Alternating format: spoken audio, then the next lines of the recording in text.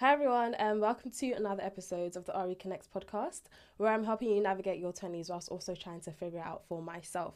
So today we're going to be talking about something that's very transformational, which is AI. I'm pretty sure you've heard about it all over. So what actually is AI? How do you leverage it, and how do you get ahead? So I'm joined with Cien Solon today. She is an AI transformation expert and the co-founder of LaunchLemonade. So hi, Cien. Hi, thank you for having me here. It's so cute and exciting and can't wait to talk about everything about AI. Yeah, same. I can't wait. Thank you for joining me. So the first question I tend to ask like everyone who joins the podcast is, what do you think is the most important, hard work or your connections and the people that you know? No, this is a great question because both are important. And in fact, both my parents taught me about the importance of these two things. Your network is your net worth, but at the same time, hard work will get you to where you want to get to. In this day and age, I think that network, I guess, is more important. And why I say that is if you surround yourself with the network that will increase your net worth and the network that will make you stay motivated, make you ambitious, make you smarter, then you'll get to where you want to be. That's true. Because like I've heard a lot of people say how far you get in life is like determined by the people you're surrounded by. So like if you're surrounded by hard workers, you're also going to want to do better. Yeah. Perfect. And now just to quickly touch a bit about your background. So please just tell me about yourself and how what sparked your interest in AI. Yeah, so I come from the world of digital transformation and product delivery. And what we did about 10 years ago was we would transfer the investment on traditional marketing, think TV, billboards, like hard materials for marketing, to online. So we started building websites for businesses, mobile apps, CRM systems, and I started becoming what we call product owner or product manager. As a product manager, you basically build mobile apps, digital experiences to convert a customer from point A to point B, from someone who has interest to a buyer.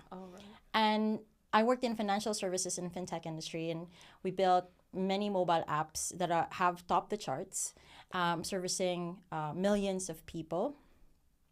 And I delivered a lot of what we used to call big data projects. So using big data to improve customer experiences in these digital the digital platforms.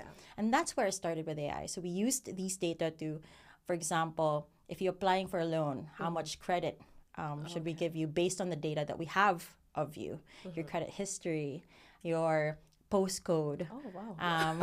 Yeah. It's a lot. That's a lot. No, it's a lot. Your email address, how old your email address is. We use that information to basically design digital experiences for you. And that's how I got into AI. So I've been building AI solutions since about 2017, 2018. Oh, wow. And for platforms that are used by millions. Oh, and I've seen your mission statement is so no one gets left behind. So trying to educate people with AI. So when did you realize that there could be a potential divide between people who are using and the people who aren't? So like I told you earlier, I come from fintech and finance. And even though I worked there, I didn't know about investments up until COVID. I didn't know about building my investment portfolio or investing in the right funds. So I grew up from the Philippines, and my parents, when they taught me about wealth, they said, buy land, buy property. Buy property. That's everyone's answer. Right? So I was like, okay, I'll buy property then. And then a property later, and I was like, what am I going to do with this? It just sat there in the Philippines. And then COVID hit, and I got more time in my hands, and I was like, I'm going to look into investing in stocks. And ETFs and building a portfolio. And then I also looked into how other people are doing it, and I realized only men are doing it. Only white men were investing. And I was like, after that, a couple years later, I started a startup with two other co-founders who had a vision to enable women, especially women and mothers, to build their own stock portfolios. And I looked into this and I talked to a lot of couples and realized that it's true. Women aren't investing.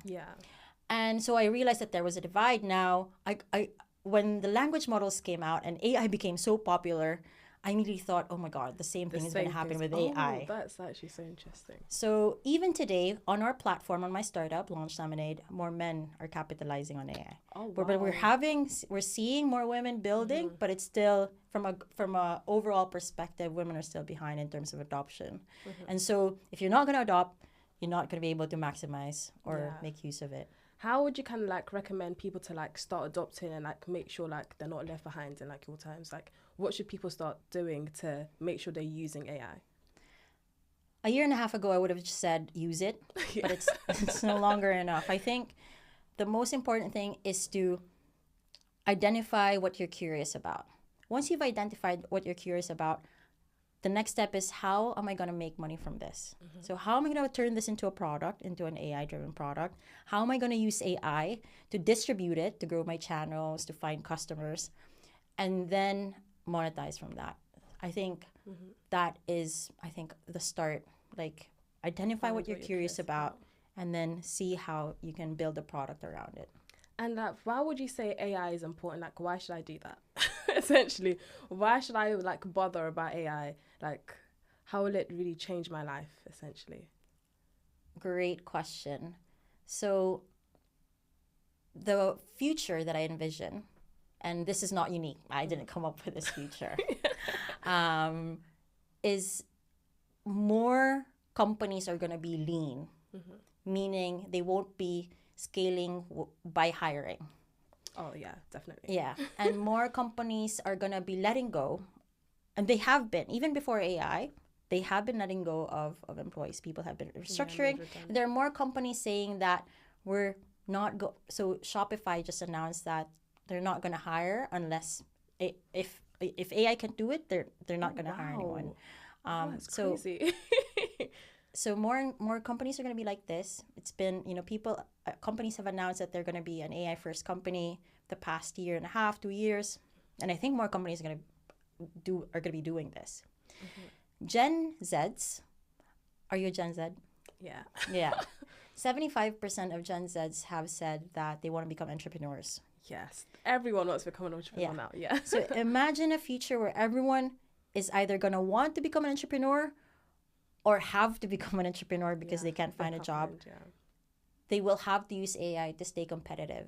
That's true. So imagine 10 years ago, I just have to post a lot. But if I post a lot and allocate 4 hours a day, then I'll be fine. Yeah. But imagine now with someone who has the same 4 hours but using AI to do more. How are you going to stay competitive? That's true. You're definitely going to be left behind. Like, you won't be able to compete with that type of strategy. But now just like, we've kind of like touched upon the importance of AI. But what actually is it? Like, a lot of people say, yeah, use AI, but what is it? Like, what actually is it? Great question as well. Yeah. I haven't been asked this question for a while now, but I used to be asked this question all the time. So AI has been here for decades. I think 60s or something. Really? Yeah. Oh my God, I thought it was like when ChatGPT came out. I was like, oh my God, AI. No, AI has been here for a while. Oh, wow. And the idea of an AI, a general purpose AI, has existed for a while, the idea, and they've been working on this for a while. Now, during that time, AI had a simple definition: artificial intelligence. Basically, it is designed to mimic humans. So because we're doing a lot of repetitive stuff, the idea was, okay, an intelligent machine would copy a human act, and that's it. Oh, right. So it'll mimic humans. So the initial versions of AI was to just pick a yellow ball in a sea of blue balls. Okay. So it was able to mimic a human from identifying what a yellow ball is and picking it up. Yeah. An initial version of AI was to play chess. So this AI that can play chess has existed for decades as well. There are loads of books about it. That's a version of AI. Now, Netflix recommendations is a form of AI. Google Maps is a form of AI. Oh, wow. Siri has existed for a while, and that's AI as well, but just different kind of AI. So there's machine learning, and then, so for example, Instagram, like it has an algorithm that would match based on your previous interaction. That's also a form of AI. Oh, so how does that work? Because like I've heard a lot of people talk about like it's like a large language model as well. What is that? Yeah, so the language model is also kind of like a for like a form of AI. So large language model. Let's talk about ChatGPT. So how they built ChatGPT is they collected a lot of data first from Reddit and Wikipedia, and they put all that information in one, let's say, box, and they trained it so that if someone asks a question, that model would look at the data that it has and use it to complete the query or the tasks. So a large language model is a very smart autocomplete. So these language models are trained to look at what's inside it and then complete a request based on the data that it has and how it's trained. Oh, right. So it's like based off the data that it's being trained on, will the outputs like be different then? Because like I know there's like different AIs, like there's ChatGPT, there's Claude, and there's all the other versions. Is that based off the data then? Yeah. Okay. So each language model would have slightly nuanced data, although a lot of them are the same. So all of the internet, I assume, would have been used as training data for all of these language models. But imagine if you were Meta. Now, what data that you have is unique? What, Facebook? Exactly. If you were Google, what data would they have that is unique? Yeah, Google search. Exactly. Google Ads, Google Analytics, or whatnot. And then, the rest, so you've got YouTube data as well. Oh, wow. So each of these language models would have been trained with different data sets. And it's like a kitchen.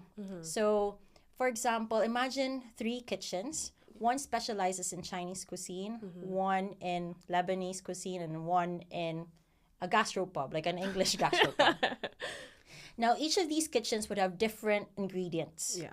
But there's some similar ingredients. They probably salt, all have salt, pepper, garlic. But then they would have like the Chinese restaurant would have like Sichuan spices, and then the British pub would have I don't know what the batter or something. And then you've got the Lebanese would have like its own herbs and spices as well. Now these are the training sets, and the cooks as well, the chefs, they would have been trained differently how to cook. Like they would have different ways of putting together a dish. It's same as a language model. You've got different ingredients and different cooks, and how they put together an output or a dish is also slightly different. Oh, that's an amazing analogy. I'm going to start using that now. And now, just in terms of like the large language models, what are the different like types? I know there's so many out there. Like, what would you say? Thousands. Yeah. What would you say are your main ones that you use? On LaunchLemonade, there are 21 language models. Now, I use all of them. I have my top ones. NVIDIA Nematron is not a known model, but it's a model that I like to use, especially if I wanted to talk to different systems or different language models. So I get different language models to talk together in my workflows. NVIDIA Nematron is really good at understanding that it sits in an environment and it's supposed to work on different things, I find. And this is based on my tests. So this is my preference. Yeah. I use Claude 3.7 Sonnet for so I use Claude for debugging code. So I like to experiment on building applications as well. And I like for it to work with what I'm building. Yeah. But recently I've been using it to translate large bodies of text. Okay. So like I recently translated a book in Spanish. Oh, wow. I think there were about 300 pages and I did it in 20 minutes. Oh, damn, that's fast. For a project. And then I also use GPT for a lot of like analysis or like quick experimenting and strategy. And I use Gemini for some of my builds. So I build chatbots for myself or for companies that I work with. And I like to use Gemini for that. Oh, what's special about Gemini? Like, what's different about it? I find that it answers really well in terms of, like, if the chatbot is built to answer FAQs, it's really good at kind of that type of interaction. But again, these are based on my tests. Yeah. Okay, that's interesting.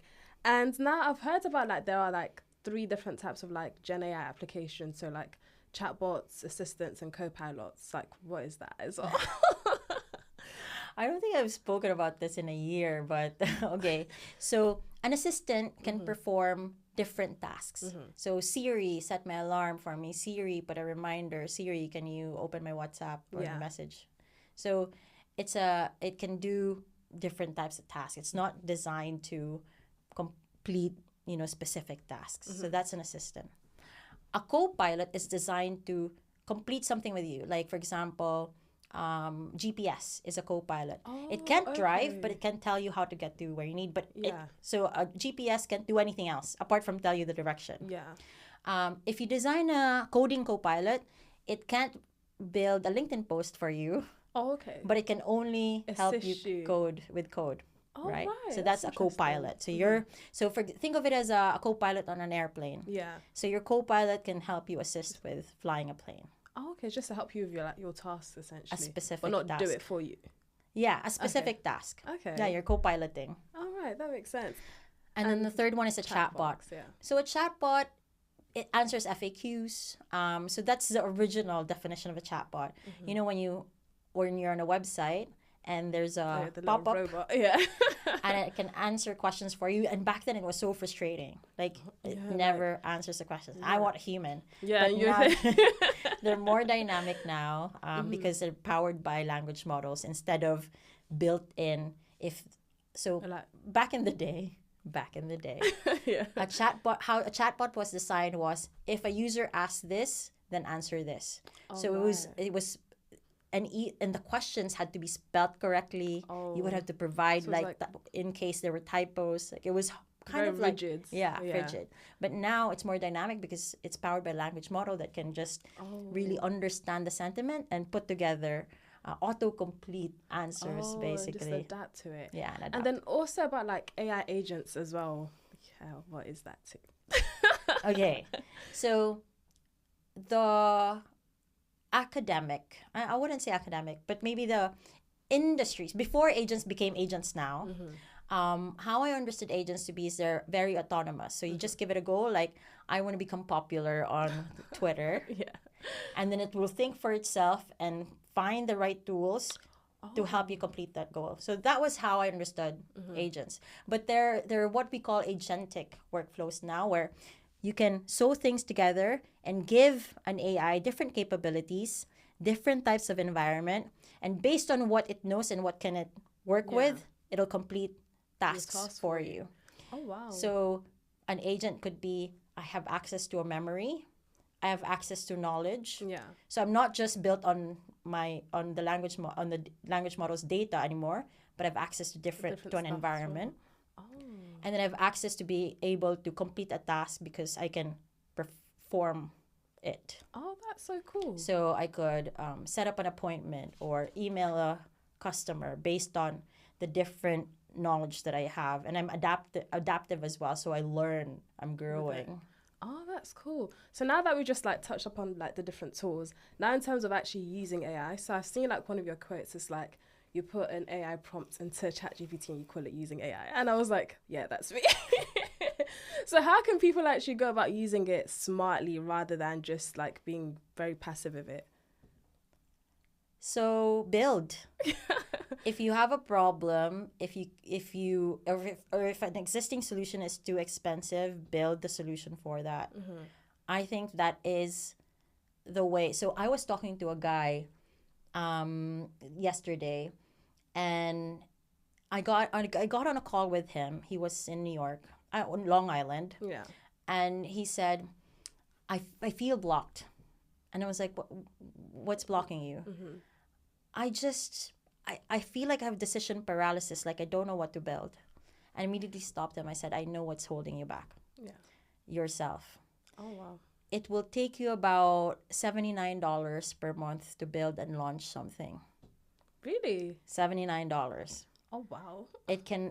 That's all it's gonna take based on the idea that he gave me. I was like $79 a month. And you can launch that product. There's nothing stopping you. It's not even technical. You just use English and press buttons to build that product. And $79. Yeah. He was at work as well. I know he has a full-time job. I was like, you can afford $79. But you can do that. And then he was like, yeah, okay. So if you have, not everyone has that spare $79. Yeah. But there are free tools as well, actually. Mm-hmm. But it build a solution that you can use and then sell it. In terms of like building, like how can people get inspiration, like to know what to build? I feel like there's like a conception that everything's already out there. So how can I come up with something new? One of the first tools that I built and launched was called What Can I Build? Today. Really? And the idea was to upload your CV and it would suggest products that you could build based on your expertise and your experience. Oh, that's so cool. Yeah. I'm going to relaunch that maybe. Yeah, that's so cool. Yeah, definitely. And then, so that's one way, is to feed an AI your CV. Oh, yeah, and say, like, what can I do with this? or, I mean, it's easier said than done because I do know a lot of people have that kind of like, I don't know what I want to do. Yeah. That's why I've reframed it to something that you're curious about. Surely you have something you're curious about. Maybe. But I'm always curious, so I don't know the feeling of not being curious. But there is something that you're curious about that you just, that you just want to keep doing. Mm-hmm. And see, like keep that curiosity alive and explore it. See what you can build around that curiosity. Or if not, for example, the other day I was listening to a podcast, the Stephen Bartlett podcast. Yeah. And they were talking about loneliness. Mm-hmm. I know I've got a startup. I was like, I could build something around this. About loneliness? And I was like, what? How can I solve this loneliness? That's me. Right? Like, I always see it as like a problem I need to solve as well.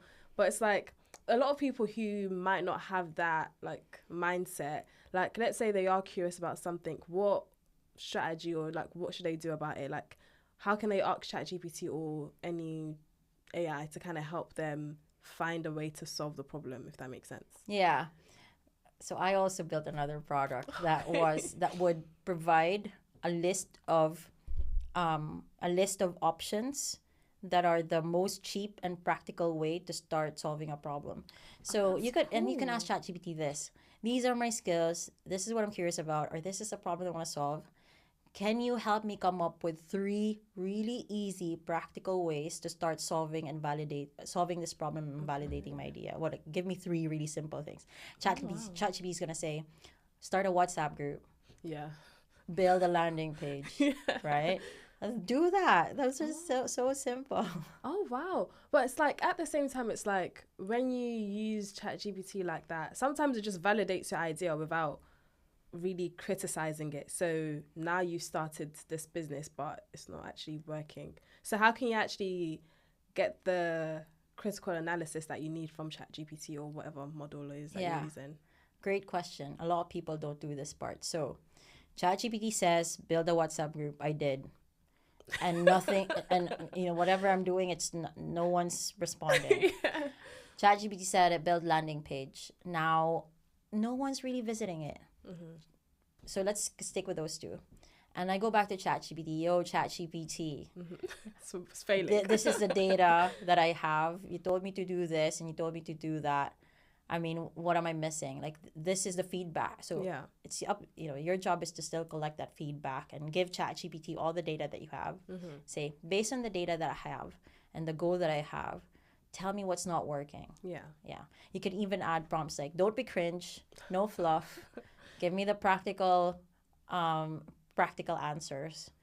And, sometimes it is better, but actually just give it data. Mm-hmm. Give it the right data, give it enough data and it'll help you.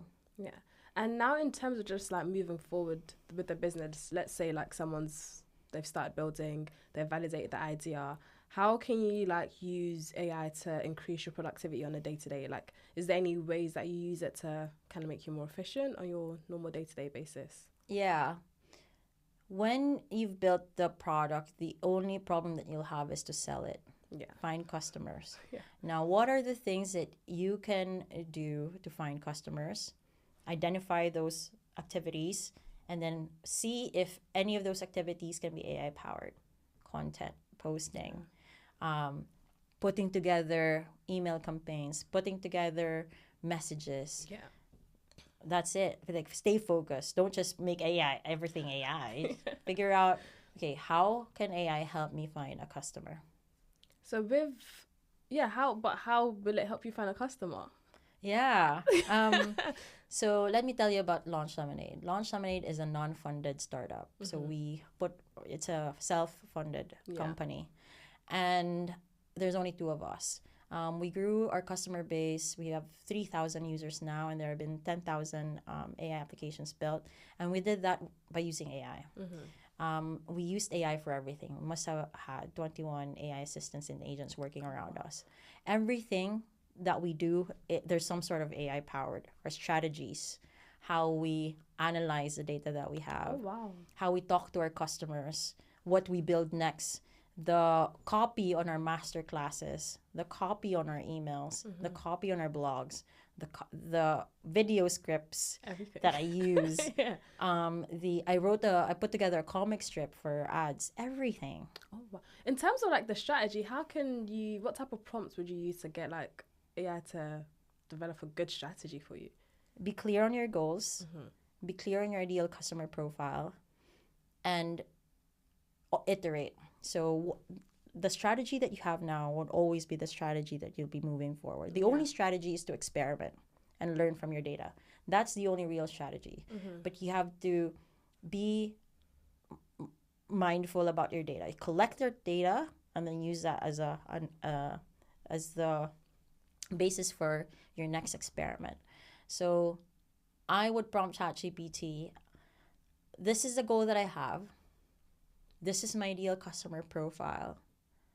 Ask me questions to put together the message or the marketing material or what experiment we should do. So with our landing page, for example, I must have iterated it about 5 times in the past 3 months. Yeah. And I would just so I built my own strategist. So it has memory and context of me. So I don't have to prompt it each time who I am or what my strategy is or what my goal is. So I just say, this is how the landing page is performed, A/B test. What should we do next? Yeah. Any suggestions on how to improve the numbers here? So it's basically just using it to like help you and assist. Like, because I saw something about like, it was one of your posts was like collaborating with AI rather than just like letting it replace you. Yeah. So it's like being able to use it as a tool rather than as a replacement for who you are.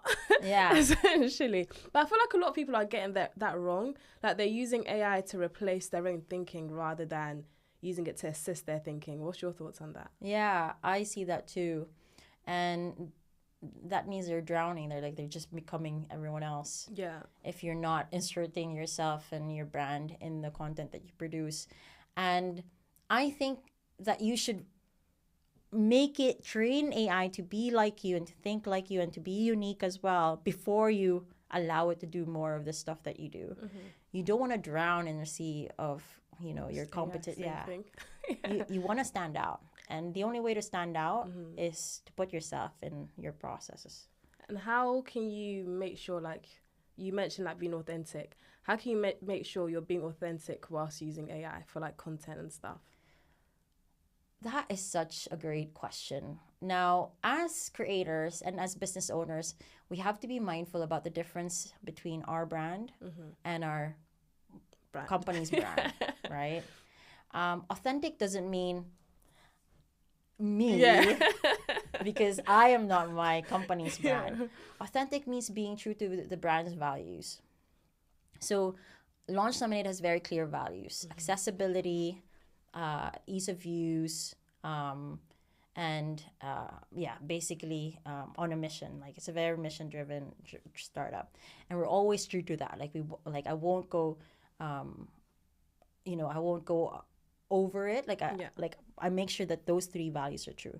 Now, Cien is, she's a little bit wild. So being authentic just means really understanding what your values are and translating that into the content that you produce. And what type of like ways could you say like a content creator can like leverage AI to like be more productive or increase their efficiency? I get asked this question all the time. Really? 3 people message me every night saying, Cien, I need to post more. Yeah. Help me. Help, please. Help me. So I manage 10 different accounts right now. And, wow. I've only really maybe in the past 4 months really mastered the kind of like building my system around the 10 channels that I manage. And I'm on every very different social media accounts, and I repurpose some of my content, but most of the, like, I would say 50-50. I say 50 original on each channel, and I post like 3 times a day on LinkedIn, for example. Wow, yeah. And it's about having a really clear understanding about what you want to talk about, and then building a system around that and building the tools around that.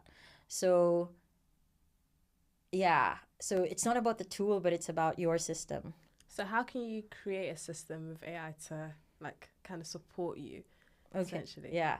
So I have a set of tools that are always there. So on my LaunchLemonade platform, I have a video script writer. I have a content converter that converts my blogs into tweets. Oh, wow, that's so cool. Yeah, and I have a newsletter writer. I have a LinkedIn caption writer. So basically, based on my video script, I would feed my video script to the caption writer, and it would just write the caption for me based on the transcript, and other tools as well. So every Sunday afternoon, I sit there, I write my newsletter first. That's my original content, and I could write a blog as well. And then I use that and repurpose it. Generate 2 video scripts, 3 video scripts, generate 30 tweets based on my blog, generate so on and so forth. And I've got like 150 pieces of content in like a couple of hours. Oh, that's so cool, because I feel like the reason why a lot of people struggle with like putting out content is like it just takes so much time to think of something, to now post it, and just like to repurpose it. It's like it takes forever. So do you use LaunchLemonade for that? Yeah, I use LaunchLemonade for that. And I could just sometimes be walking and I say, hey, I have an idea for a post, da da da. So I talk to it like a friend or like an assistant. I want you to write 2 posts about this, and then there I've got 2 posts at hand. Oh, do you feel like there's like a way that maybe AI can help spot potential for like content? So like things that you could potentially post like based off what's trending and like anything that's like, you know, interesting. For sure. Really? For sure, yeah. Oh. That's how I build my content. Really? Sometimes I go like, girl, I need 3 ideas for my TikTok today. I ran out of ideas. And then it would produce 3 ideas. I'm like, these are boring. I don't like Try these. again. Try again. Oh, that's cool. In the future, do you feel like AI is going to play more of a part with like marketing and like campaign production and stuff like that? Yeah. I was talking to a woman just before I went here, and she is a advertising and brand expert. Worked with many big brands in the States. And we were talking about, so marketeers have been the best adapters of AI, but some have been the slowest adapters as well. Because, you know, it's about creativity. Yes, like AI being creative. Yeah. And AI was kind of, what's the right word, cringe for marketeers. Yeah. Like, oh, AI generated. But I think there's a bit of fear around that as well. Like, and I think when it comes to marketing, I think it's inevitable. You know, businesses right now are moving their investments from marketing teams and agencies to thinking, I can do this. My team can do this. You can use AI, all right? And maybe so, but brand experts are still needed from a strategy perspective. Like, brand experts are really good at understanding how to elevate your brand or your identity from a market of competition. So I think marketeers and advertising agencies will have to adapt and really understand how to position themselves as experts. Yeah. And at the same time match the guy in the team who says he can do it all with AI. Oh, that's true. Do you feel like, what do you think will happen to people who don't use AI to kind of support them with like content creation and stuff like that? Is there like a risk of, you know, just not doing it? Yeah. Oh, I just thought of something actually. Because let's say I don't like AI and I'm a marketeer, but I need to make money. Yeah. So I have 2 options. I'm going to either learn this thing, or I'm gonna be the strongest person in the world that doesn't need AI. Yeah. So I'm gonna have to test and see if I can keep my clients without it, right? But if you're not making money, if you can't find clients, you gotta figure something The else. business is gone. It's all about revenue. Yeah. Like, I mean, say what you want, but revenue is king. Now moving on to like the more macro level, a lot of people like feel like there's a lot of like job displacements that's like arising from AI. Like, what do you think is gonna happen? Like, how will the environment like change, in your opinion? Yeah, I think job displacement has been happening for a year, even when ChatGPT became really big. But I think people are losing their jobs anyway. But at the same time, AI has probably scaled that and made it more sustainable. From a kind of keeping leans. Keeping teams lean. That's it.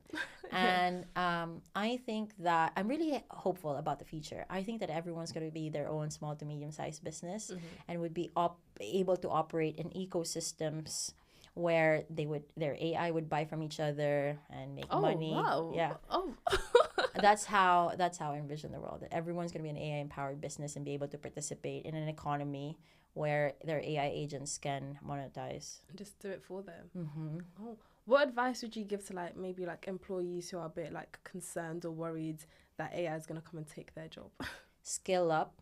You definitely demand from your employees to get you skilled up, and at the same time, think of what you can build based on your day to day. Like if you're typing something all the time or writing something all the time, build a tool that will lessen your workload by 80%. Yeah. And I've seen like two different like opposing views. Like one view is like skill up, as you mentioned, like skill stack, that you're gonna have to be multifaceted.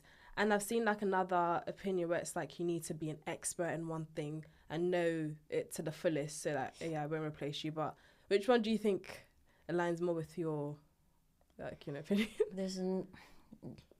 If AI becomes a super intelligent thing as it learns more about our data and you're not going to be an expert. There's no hope. You're not going to be an expert. What you can do is become an expert at problem solving. I think that's great. But if I personally, and I could be wrong, you don't have to listen to me, but working hard to become an expert in a time where a machine can be smarter than me doesn't make sense. Yeah, same. I don't think that's going to work. I feel like nowadays you just need to know a lot. You need to know a little about a lot. Like just research as many different things as you can. Have as many skills as you can, because I feel like that's the only way you can kind of like gain leverage. Yeah. You know?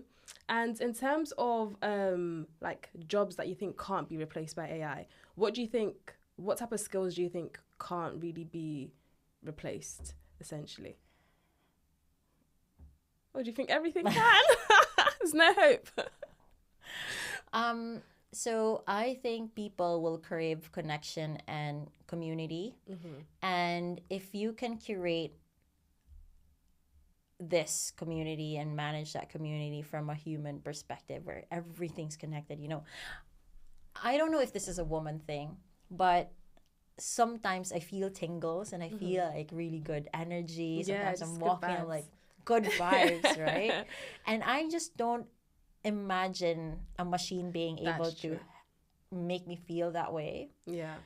And yeah, I think I have to put myself in that situation and have like the right type of environment to be able to feel that really good feeling. It's the best feeling on earth. When you feel like you're just on top, happy, you're on top of the world and like things are nothing's going wrong, it feels so good. And no matter what I do, like I just can't imagine an AI replacing that.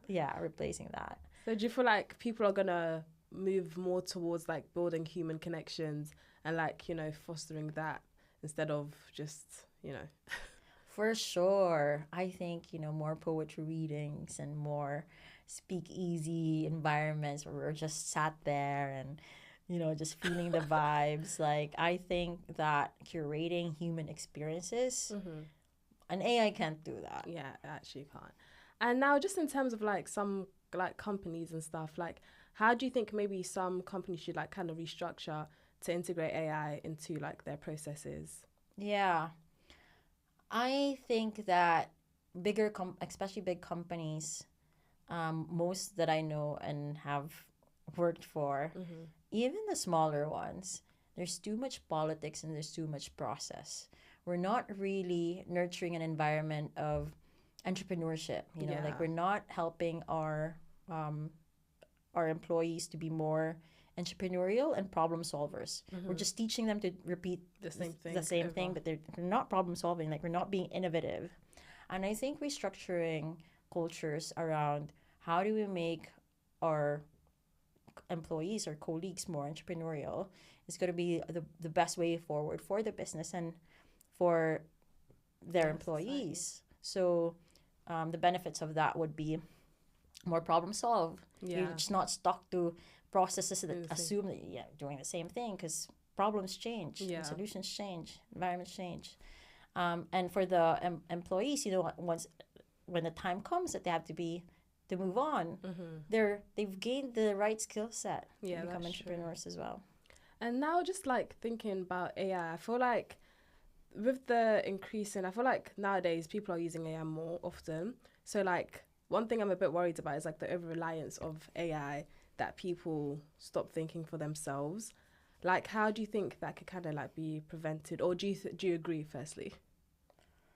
Yeah, I mean, I think that has been happening. I think that's been true. Even without AI. Yeah. So it's like there's like a fear where it's like no one has any like critical thinking skills left. Like it's just very much, I just expect AI to do everything for me. How do you think we can kind of like stop that or prevent that from happening?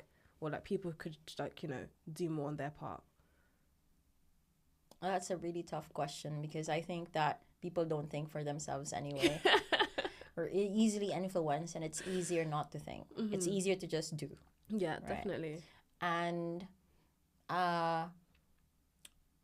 but critical thinking is fun. Like, I think if we reframe our understanding of what thinking means, then it will be more enjoyable for people to do the thinking.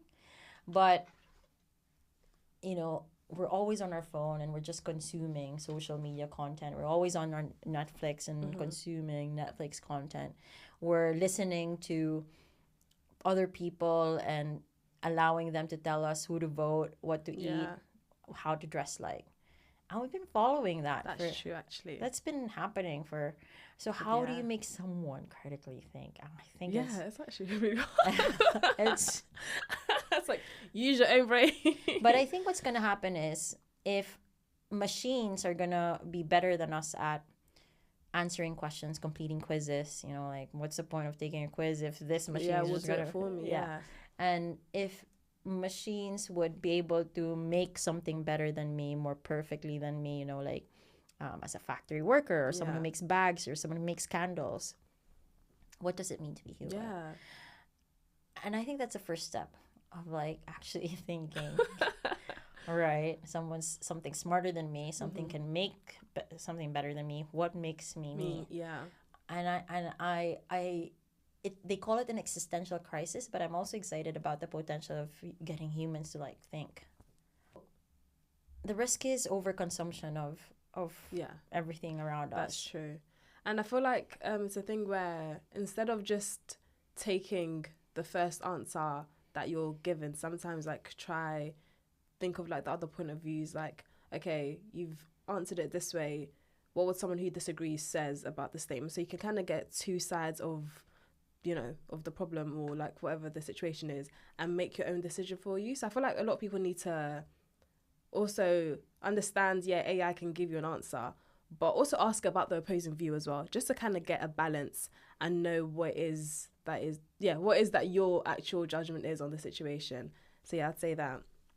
And now, just moving on to the next question, I wanted to talk about AI rappers. Firstly, what is that? So a rapper is called someone building something around ChatGPT. So when the language models came out, people invested in the proprietary, like the language model, the companies that built the language models themselves. But a lot of builders like myself built a solution on top of ChatGPT. Now, anything that built around a language that's built around a language model, so they don't really own the language model itself, is a wrapper. So you've wrapped a solution around a language model. Now, people made fun of this before, like, who built your language model, or who owns your language model? Just use ChatGPT. But Perplexity wrapped a language model. A lot of companies are wrapping language models. Like, arguably every solution that is built around AWS, which is a cloud service, is a wrapper. The idea, so now kind of the coin has flipped. Actually, language models right now are so expensive to build, and they're not making money, they're not profitable. But these solutions that really focus on solving problems that may have wrapped a language model, but they built solutions around it, are actually making money. So that's the whole thing about rappers. Do you feel like in the future rappers are going to be like what's trending and like what's like needed? It already is. Manus AI is a rapper. Lovable, all of these like no-code applications are rappers. They're wrapped up mostly on Claude 3.5, 3.7. I think rap. Go rap. As long as go rap. The problem with builders is they're too concerned about the code, the how, the tech. All you have to care about is revenue. Like, however you built that, if you're making money and you're solving problems and your customers are happy, that's all. That's it. That's all that matters. And just thinking about solving problems, what kind of AI product do you think is needed but may not exist just as of yet? Anything that solves the loneliness epidemic, and poverty. Yeah, that's actually true. There's so many problems around poverty, the loneliness problem. I think, I think those are big problems that we need to solve. See, and what advice would you give to someone who comes like myself from like a non-technical background, but wants to get started, but it's like daunting because there's so much like jargon involved? Like, oh my God, you need to know this, you need to know that. What type of advice would you give to me, essentially, to get started? You don't need to know everything now. You just need to know what you're curious about and what you want to build, and then find how to get started. And now just to wrap up, in the next like few years, where do you think AI is heading towards? I think that it depends. So there's every risk that someone's gonna dominate the entire race and basically puppet how regulations will work, how everything's gonna be built, what the definition of an AGI and an ASI would be, like a super intelligence. There's every possibility that someone's gonna just dominate and decide how. It could be OpenAI, it could be Google. And the problem with that is, I feel like we'll all just end up as consumers, and we won't be able to influence or basically future-proof ourselves in that world. But it's possible. I think that it's also possible that there will be many versions and many really smart AI that can work together and kind of like be a committee of super intelligent. Do you think it would be like possible for like a whole business, like there's no employees, it's literally just AI and like the founder? Yeah. Really? Oh my God, that's so crazy. Yeah. Oh, that's scary. And like just thinking about it all, do you feel like we could potentially head to like a dystopian era where it's like AI or like people's friends? Because I've heard like some people talk about how they use like ChatGPT as their therapist, like they use it to consult and stuff like that. Do you think we could potentially lose human connection because of that? We're losing human connection without it. Just social media. I know. TV. Like Yeah. we've been losing. I so we've been losing human connection. I've been using AI to help me think about things. I've had a therapist for most of my life, and AI is so accessible. I built my own therapist. I know coaches and consultants who have built on LaunchLemonade and building solutions and therapists for their clients. So I think that yes and no. Like it depends on your goals. Like it's just a tool. So if I tell my AI that my goal is to build have a happy life. Yeah. How do I do this? I mean, I'm pretty sure that if I say, call your mom or something. I don't know. Yeah. So it's really up to us and our understanding of what our goals are and use it as a tool to help us think faster, maybe. Yeah. And now just to quickly just touch up on like Launch Lemonade, what is it and how can people actually start using it to optimize their own processes? Yeah, so Launch Lemonade is a no-code builder where people can build their own MVPs, their products, their solutions without, again, having to write a single line of code. This is where they can access ChatGPT, Claude, Llama, Perplexity, 21 language models. Yeah. Use it, build something on top of it using their knowledge, their frameworks, their expertise, and they can white label and monetize it as well. Perfect. That was all the questions. Did you have anything else you wanted to like touch upon? Yeah, I have a newsletter called Human and the Machine. Yeah, check it out. Yeah. I've literally been reading it as well. On Substack, please subscribe. And I have a podcast as well called Human and the Machine, where I talk to AI experts and community builders to understand what they think the future is going to be like as humans. Oh, wow, that's interesting. Well, thank you so much. That wraps up today's episode of Cien. And if you enjoyed what you heard, make sure you check out LaunchLemonade and ciensolon.com and you'll be able to access her and her masterclasses. And make sure you like and subscribe if you enjoyed today's episode. Thank you.